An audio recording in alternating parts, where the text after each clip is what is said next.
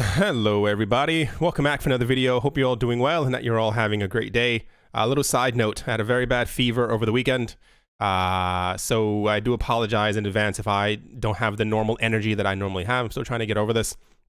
Anyway, without further ado, let's jump right into it. We spoke a couple of days ago about the Mt. Gox entire situation. It is apparently coming to an end. The Mt. Gox trustee, his name is Nobuyaki Kobayashi, he announced that he had finally received all the details from the people who said that they, or rather who could claim that they had money on Mt. Gox. The numbers that we got were, it came out to, he said in total what they have is around $629 million in cash, and around, for the crypto holdings altogether, it comes out to around $593 million. Part of the problem is that all the claims actually amount to $3.2 billion, when all the money that they actually have is $629 million cash and $593 million in crypto. So we need to figure out exactly how this is going to work. There's also another really, or rather they have to figure that out. There's also another really big problem.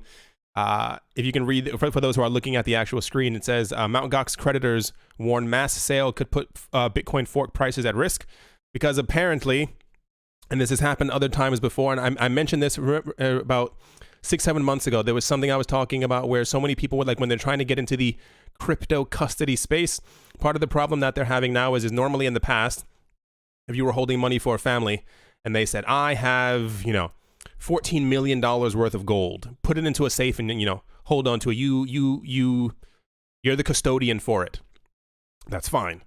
What we have now with cryptocurrencies is that cryptos can be forked and created into new coins. So when people are looking to get into the cryptocurrency custody game, they have to really do their homework, because there's so many forks that have happened.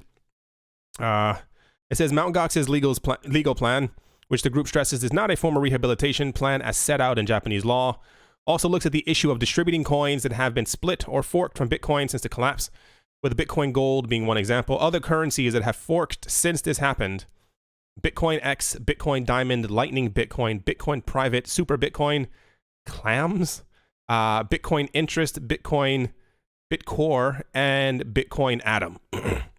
So it's still left to be seen if these people are going to ask for these actual coins, or if they're going to be legally obligated to give these people their coins as well. Like I said before, what might end up happening is that if these people get their coins back and they're trying to, make money off of them, because they probably have had a very tough time over the last 6-7 years not having as much money as they could have had. If you receive millions of dollars worth in Bitcoin forks and in Bitcoin Cash as well, you're probably going to sell all of them off. It's a very weird situation what's happening with the whole Mt. Gox thing. Apparently this is going to be resolved. I don't know if it has it in this exact article right here. No. I think this is supposed to be fully resolved on the 26th of April. That's the date that I've seen kind of, yep. So far, he set a date for April 26th as a submission deadline for the rehabilitation plan. So that's going to be the kind of the end all of when we know exactly what's going to happen. Crazy, right? Next up, so without really going, I like my voice. Sorry if you can hear it, it's horrible. What's actually happening right now is that there's a company called Thunes. I would say Thunes. They apparently use Stellar, or they are partnered with Stellar. They have apparently partnered with Western Union, and apparently, I can't find proper clarification on it, but it appears that Western Union is looking to use Thunes, which uses Stellar, which means that Western Union would therefore then be using Stellar. It says the partnership between Thunes and Stellar will leverage Stellar's distributed ledger to obtain instant clearing, settling, and execution, enabling value to move across borders and directly between banks and payment gateways. Speaking to FinTech Magazine, CEO of Thunes, Steve Vickers, said, our payments platform seamlessly interconnects payment providers globally and enables interoperability between diverse payments systems. And by utilizing our vast network, Western Union customers will have more flexibility when sending money across borders. Nothing from the actual Western Union team, but it appears if we had information from the actual CEO of Thunes. I'm actually shocked that this isn't more all over the place, especially because we had information before that Western Union was actually working with Ripple, and we're going to use XRP. And now the fact that Western Union, maybe they plan on using both of them. I can't find actual clarification anywhere exactly what's going to happen. But like I said, I would have assumed this would have made more news all over the place. And the fact that it's kind of confirmed, you know, if you have a partnership with a payment company who's using Stellar, one would have assumed that Stellar's price would have kind of gone up rapidly. That's just kind of the way that I'll say it. Next up, XRP has been chosen to be the base pair for a cryptocurrency exchange in Canada known as Coinfield. They announced that it is going to be listed against 130 other coins, as well as Fiat. And yeah, these coins will be paired with Fiat and also be paired against XRP as it says as the only apparent crypto option. Right, that's kind of insane as well. We had a lot of information in 2018 about the different companies, cryptocurrency exchanges, who were going to be listing XRP as a base pair. This is, I guess, another new one that is going to be listing it as well. It's kind of completely insane. It's also kind of nice. While I do like XRP a lot, I do wish sometimes that, and I mean, the reason they do this is because of liquidity. You need to have a certain amount of liquidity before you can actually be listed as a base pair. But I assume, or rather I hope, that as the crypto market actually goes up, it would be nice to have other coins listed as a base pair as well. That would also do very well for their price, and also for people to kind of know a little bit more about them. I assume in the future that we'll see a couple of places listing EOS and maybe even Litecoin as an actual base pair. Could be kind of cool. Apparently, sorry, it's awful. Apparently, Binance is now being integrated into certain Bitcoin ATMs.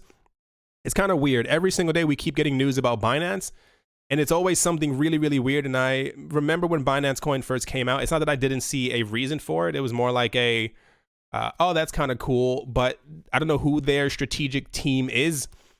But they're making sure that Binance is like integrated into almost every single thing. The fact that we've even seen other cryptocurrency exchanges also listing Binance Coin is completely insane. But apparently there are certain coin flip ATMs where you can now apparently also buy Binance Coin. It's actually tweeted out by Changpeng Cao on his Twitter. And to kind of like really finish things off, participation in the next Binance Launchpad project will be conducted through a lottery format. The move comes following countless community complaints associated with technical issues during the past 3 token sales. Lottery tickets will be allocated based on the amount of BNB a user holds. Sorry.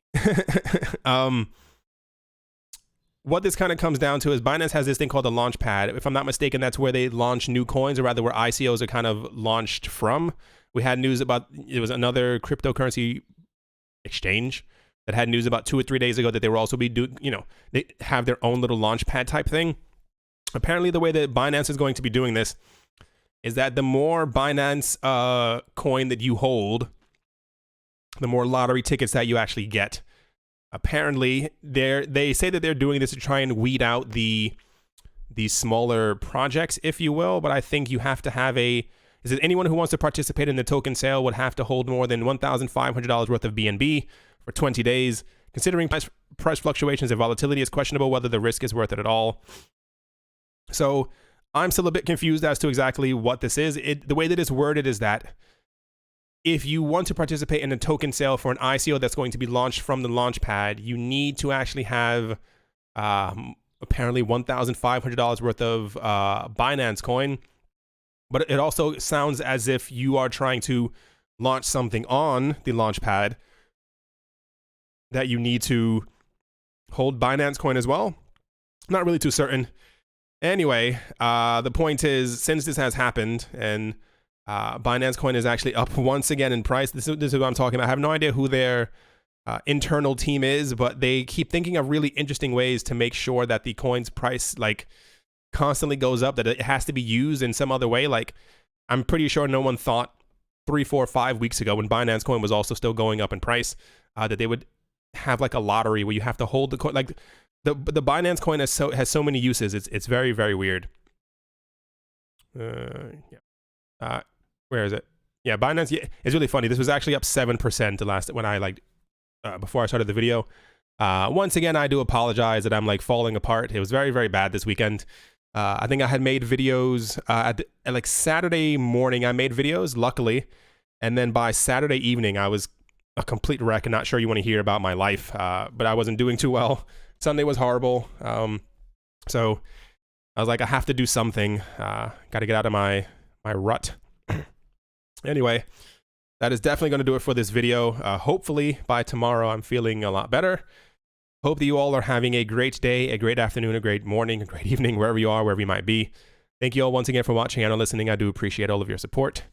As always, a very special thank you to my Patreon supporters. They are Vlad the Impaler, Gilboa Snake, Rai, Brady Nields, L. Doug, Arthur Yaku, Professor Wally from Gunbite University, Nick Mangialavorti, Travis Haynes, Yasha Harari, Anthony Charles, Nick Kanaya, singer-songwriter Mike Savitz, Wise Night Owl, Joey Carafa, Crypto Joe, Jim Gardner, Jared Schneider, Jeremy Fox, Amy Starsheen, Richie Rich III, Jeffrey Ramsey, Cody, Carl Borchanoff, Paxis, Jeffrey Dam, Nicholas One Earth, One Peace, One Love, Setsuna, Minting Coins, Crypnotic, RF Dusty, and ShaolinFriedRice.com.